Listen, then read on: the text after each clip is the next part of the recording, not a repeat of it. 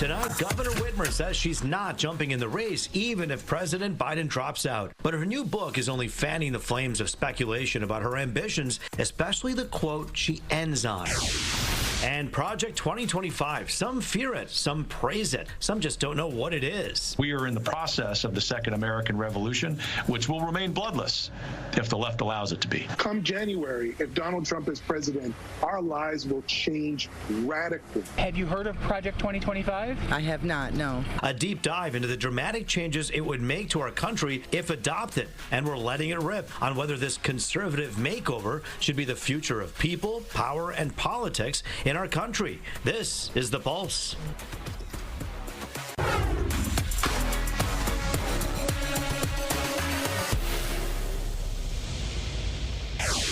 Thanks for staying up late with us as we take the pulse of everything from the Motor City to the Beltway. I'm Roop Raj. You know, it's pretty clear at this point President Biden isn't going anywhere as questions about his ability get as many headlines as a court date with Donald Trump. And while ultimately whether or not that's a good thing, well, that's up to you, the voter. It's not stopping the chatter. But as one of the candidates rumored to replace him denies she's interested, there's one thing that's really keeping speculation around her going. And it's this. Governor Whitmer's book, True Gretch, it hit the shelves today. And see, when we did a pulse check with you, she was a very popular option to replace Biden if he decided to step aside. So we're continuing to ask the question, what happens if Biden drops out? Carlotta, what happens? Who takes the spot? I believe that Governor Whitmer is a very great choice because she has a lot of spunk. She has been in the trenches and she understands the people. Governor Whitmer. Why Governor Whitmer? I think she got a little bit more experience than she did benefit. Then Kamala Harris? Yeah. But Kamala Harris is at the White House. She's the vice president. Yeah, I like Kamala, and I just think Whitmer. Whitmer. All right. I'm assuming if Biden drops out, it would be Ms. Harris. But do you like Ms. Harris? Do you like Kamala Harris as a vice president? I prefer Whitmer, for sure. Why is that? It seems like she's a little bit closer to understanding, what we need as a people, as well as, her own endeavors as well, going through what she goes through. She sees us a little bit more than anybody else. If Joe Biden drops out, who can take on Trump? Governor Whitmer? Trump. You want Trump? Yeah. So forget the other ones. Yeah, Trump. You just want Trump? Trump, yeah. Why is Trump good for us? It's good for everything. There you have it. Again, let's make it very clear. President Biden says he's not going anywhere, and questions to Whitmer about seeking higher office have been consistently met with this, dating back to chatter she could join President Biden on the ticket in the 2020 vote. Sound familiar? Give me a one-word reaction to Gretchen Whitmer, candidate for vice president. No. You've said you're not running for president, but what do you make of the national discussion, and would you welcome the vetting process? No, I just got elected to 4 more years in the job that I love, that I want to do, and this is going to have 100% of my focus. To your credit, you said, I'm not going to run for president in 2024. Is the door open after 2024, Governor? I don't know what I'm going to do after this 4 years. Tim, can I fathom in 10 years and 15 years, maybe I'm called to serve? I guess that's possible. Back to this book for a second. There's a hint about her future in it, and it really does give us maybe an inside look at her life, her career in politics, including a pair of really heavy moments for her. For instance, when she was Senate Minority Leader in 2013 before a vote on an anti-abortion bill, the governor shared a deeply personal story that she'd been raped in college, saying about that speech, quote, "It was terrifying to think of opening myself up, of telling this room filled with mostly men about being assaulted as a young woman." Then there was the plot to kidnap and kill her that unfolded in 2020 over her COVID-19 response. There were several convictions, as you may know, but also 5 acquittals in that case. Whitmer says her daughters haven't even returned to that home the conspirators staked out, and her husband closed down his dental practice after those threats. The governor said in the book, 3 years later, she can say there's no doubt the plot changed her life. Back to that hint, though, about her future. She mentions President Theodore Roosevelt's quote about the man in the arena, which is about doing the right thing. And she adds a reference to her own love of wearing pink, saying, quote, "The man may be a woman and she may just be wearing fuchsia." So I guess we just have to wait. And as we always do, stay tuned. President Biden, meantime, trying to show he's still got it as the NATO summit started today in Washington, D.C. He's trying to reassure allies and people at home that he's healthy and he's fit to be president, shaking as many hands as he can, staying on his feet as long as he can. He's actually holding a post-summit news conference later on this week. The support on Capitol Hill actually does hang in the balance. Take a look. Are you worried about his cognitive ability? No, I'm not. I've been with him in the last few weeks, and he talked to autos to me better than some of the people I know in Michigan. The fighting spirit and pride and courage that served the country so well 4 years ago, helped Joe Biden win, will bring the ticket down this time. He just has to step down. There's been this narrative that since the debate he has not been out. He's been out. The videos I've seen of people out campaigning has been Joe Biden. On the other hand, I've seen Donald Trump on his riding around in a golf cart disrespecting people. So I feel reassured about the campaign's plan. It's a question that's not going away anytime soon, no matter how many times this man says he's in it to win it. And it has a lot of you talking, too. In fact, Detroit Breakdown tweeted at me saying this: one show, every day it's nothing but pounding on Biden's age. Stephen Hawking had ALS for over 40 years. Nobody thought his health kept him down. Harriet Tubman suffered traumatic brain injury, even with seizures. Continues to help free over 70. We could go on. One show, we trust you. Well, Detroit Breakdown, we thank you for your trust, and you can trust us. We're going to be fair to both sides and make sure that we're holding both to account. But see, there's a huge reason the Democrats are so upset, so worried about a possible second Trump presidency, in part because of this. It's called Project 2025. Organizers of the plan say it's a roadmap for what they call an effective conservative administration. It's something that's been talked about on cable news and political stories online, and there's a lot of buzz on social media on shows like this. But is it something that you've actually heard of? We took that question to the streets. Have you heard of Project 2025? I have not, no. A little bit. It's a bunch of people getting together trying to stop our democracy, basically. I think it's a terrible idea. I'm a little bit torn on the fact that it mentions Trump, what is it, 165 times, yet he says that he has nothing to do with it. Well, I asked you the question on X, the artist formerly known as Twitter, and this is the response that we got. Have you heard of Project 2025? If so, what are your thoughts? 66% of the people said I have. 34% I have not. You'd have to be under a rock if you're on social media not to have heard of Project 2025. And if you are one of those people who's under the rock, that's okay. That's why we're here every single night. It's time for a Pulse Deep Dive. Here's what we know. Project 2025 is a brainchild of the Heritage Foundation, a conservative think tank based out of Washington. These three guys, Paul Dans, Spencer Crichton, and Troop Hemingway, these are the three guys. Two of them worked for the Trump administration. The playbook is nearly 1,000 pages long. I got through about pages 1 through 90. I read through some other pieces of it as well. It's titled Mandate for Leadership. That piece actually dates back to the 80s. The Conservative Promise, they call it.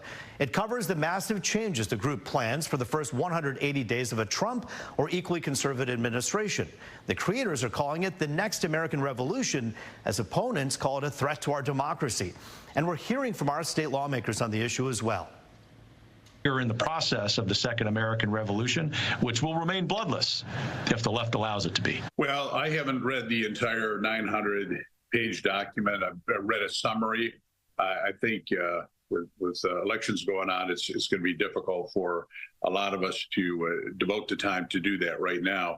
But just in terms of the summary, they were talking about restoring the family as the centerpiece of American life, dismantling the administrative state, defending the nation's sovereignty and borders. And I think all of those in general are very, very positive and very good. It's effectively a complete overhaul of these structuring of the executive branch, which is in this case, the office of the president and the White House. And what's incredibly concerning is this would happen under a president who has proven time and time again that he has little respect for the court of law. This is a former president who thinks that he can bend the rules and that he can set a different standard for himself in ways that other presidents have never done and probably will never do. All right, so you heard from a Republican lawmaker, a Democratic lawmaker, but what the heck's in this plan? What's in it that has some people so concerned? Well, for one thing, it calls for a dramatic expansion of presidential power. Here's a look at that. It would reinstate what's called Schedule F. That, of course, a Trump order reclassifying tens of thousands of federal workers that are employees as at-will workers. That way, they could be easily let go. Remember how Trump's policies got pushback from lawmakers, government workers, and even his own appointees. The goal with Schedule F is to avoid that, replacing workers with perhaps loyalists instead. The Department of Justice would see a drastic change, with the plan curbing its independence a bit and stopping FBI work to fight so-called misinformation. LGBTQ protections would be rolled back, Christianity rolled into some parts that you don't see it already, into government, into society. The Corporation for Public Broadcasting funding would be stripped, with Project 2025 architects claiming stations like PBS and NPR promote nothing but a liberal agenda. And the plan would slash money for research and investment in renewable energy, adding the next president should, quote, stop the war on oil and natural gas. And that's just the beginning of it. But here's the thing. Former President Trump posted on Truth Social just a few days ago, claiming he knows nothing about Project 2025. He doesn't know who's behind it, he says, and he says he has nothing to do with it. He added some stinging commentary, also saying that the parts that he apparently does know about are ridiculous and abysmal. So now that you have the facts, exactly what would this mean for the future of our country? Our Let It Rip panel is ready to weigh in. All right, back now on the Pulse, ready to let it rip on Project 2025. New time slot, same attitude for the segment you've known for all of these years. Let it rip. It's going to be a regular that is going to be on this show once a week here on the Pulse. So we're so glad that you're with us here today. I'm joined now by former Republican State Representative Rocky Rachkowski, former Democratic State Representative Sherry Gay-Thignago, and regulars on Let It Rip, and Fox 2 anchor and attorney Charlie Langton. What would Let It Rip be without Charlie Langton? Right? Charlie in the house as well. Right. It would just be Let It. It would be Let It without the rip. We need the rip. All right, well, this one is really, look, we did the breakdown, and it's 1,000 pages long. Yeah. So with all due respect to anyone who's going to pick at our breakdown, we put some of the highlights up on the screen. And some of the things that it does call for, because I did read this, is a drastic change to the DOJ, the Department of Justice, curbing its independence. Rocky, right away, everyone who's called the witch hunt against Trump, they're looking at this going, this is just a bunch of sore losers who are angry and upset at the Department of Justice for trying to carry out justice. Is this really something this country needs? Okay, first off, please answer the question. No, the answer is no. Okay. But this is from a think tank, and there's 4 sections there. Yep. And the Democrats do exactly what they do, like what this Project 25 is hoping to do, except they do it through the Democratic Party. Our party is being rebuilt right now, and it's been reinvented.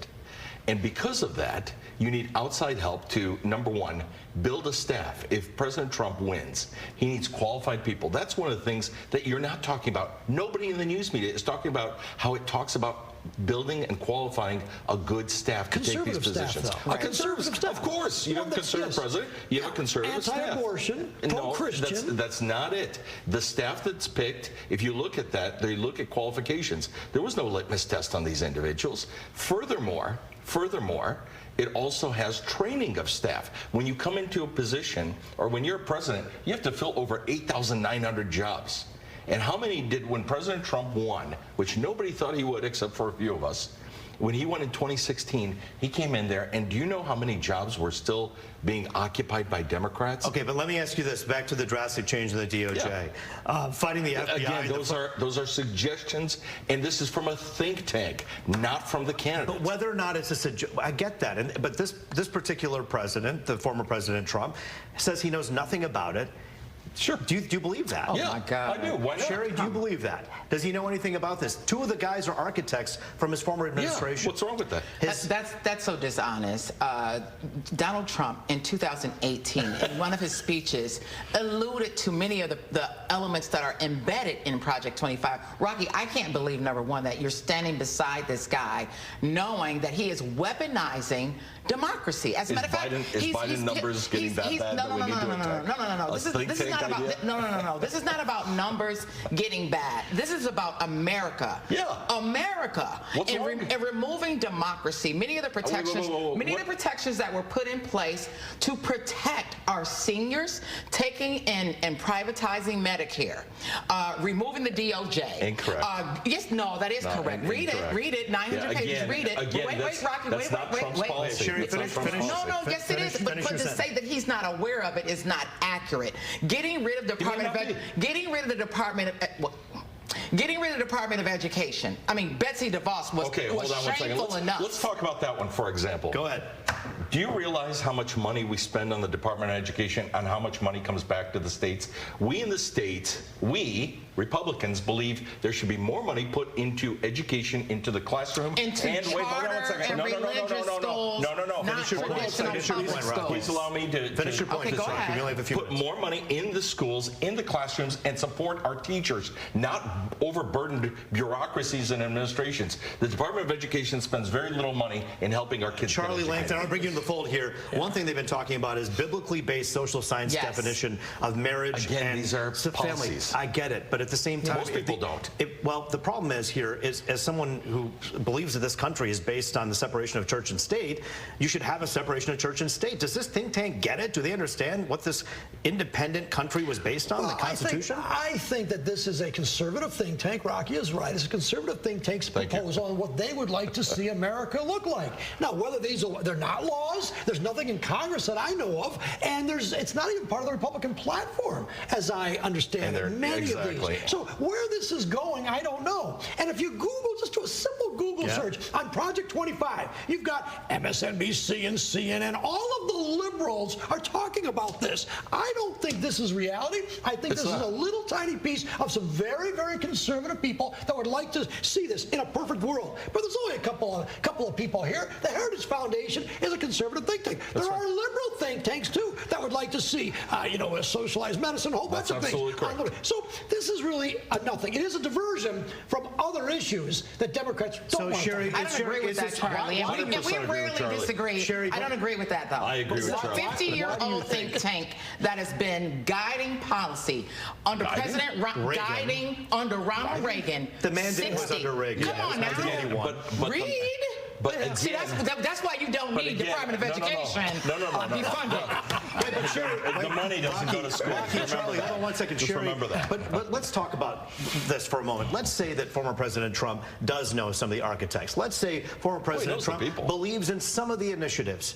The fact that he's calling this abysmal and ridiculous and in itself is trying to separate himself from it, why would he do that if he didn't believe in it? There you go. He's an ultimate liar. That's number one. I mean, if you watch the debate. But why separate from these? I did watch from these tenets. Why separate from these tenets? Because he's seen it now as an Achilles heel because many people are waking up and realizing that this is a Jim Crow Magna Carta that they're trying to put in place. Absolutely not. Yes, it is. It's turning back time. Okay. But wouldn't this open up some of his base? Maybe from his base, but Trump waffles back and forth trying to garner votes from wherever he can. So it's the order of today. Okay. So in other words, he doesn't know. That's exactly what part of this Project 25, though, I mean, they want to criminalize pornography. Now, I don't know how they're going to do that. That's part of the plan. I mean, it is ridiculous. But again, why are we talking about something that is not elected and is not in place? Because how many of his staff members Democrats? That's why. Wait a minute.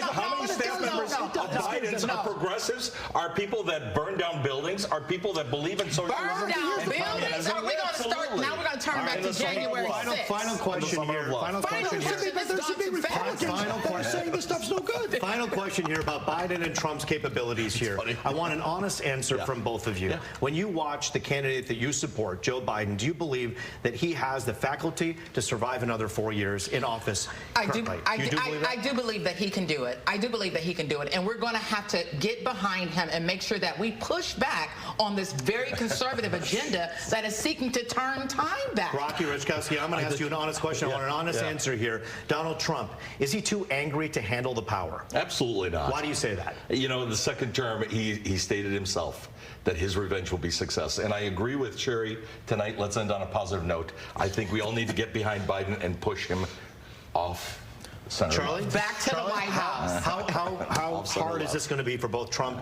and for Biden?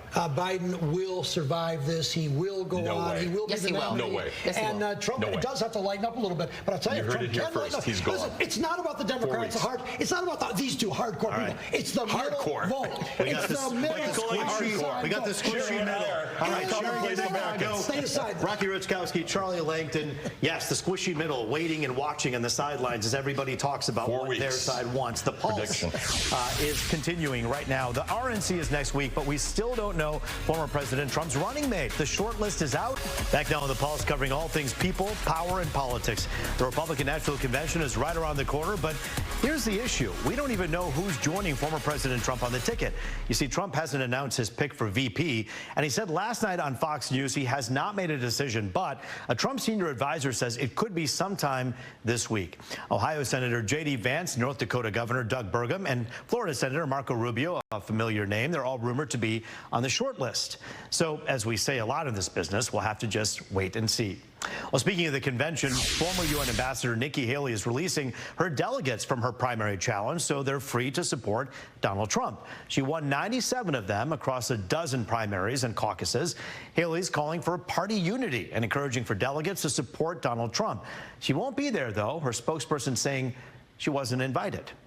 The presidential race, not only monumental, one that we're following, Senator Debbie Stabenow, as you know, is retiring, and one of those vying for her seat is spending big bucks on advertising. Congresswoman Alyssa Slotkin is spending $8 million in ads. Right now, she's the overwhelming favorite to win the Democratic nomination. The ads will run in October and November and run in the major lower Michigan TV markets. Slotkin is running against actor Hill Harper for the Democratic nomination, but Harper has a huge fundraising disadvantage. And finally tonight, we know how big of an issue reproductive rights are, specifically abortion in this election. And tonight, a new Associated Press NORC Center poll shows a majority of Americans are against a national ban. 7 out of 10 Americans say the procedure should be allowed in all or most cases. President Biden has promised to restore national abortion rights. Former President Trump has not endorsed a nationwide ban, saying it should be up to the states. He even told me that when we did an interview this past spring. Well, that is the Pulse for tonight. Feel free to reach out to me anytime by email, Facebook, Twitter. I'm on X.